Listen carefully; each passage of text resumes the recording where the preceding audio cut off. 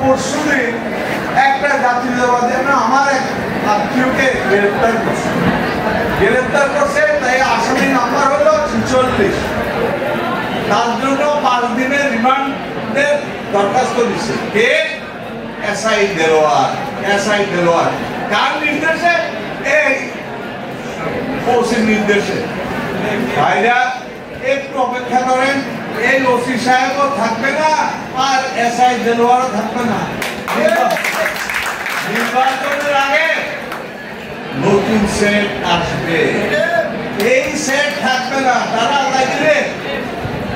আল্লাহ দিলে এমন খাওয়া খাইছে, এমন ঘুরিওয়ালা তারা হয়েছে, সেটা বলার মতো না। মাশাআল্লাহ, পরিবেশ বড় হয়ে গেছে, এখন তাদের যাওয়ার পালা।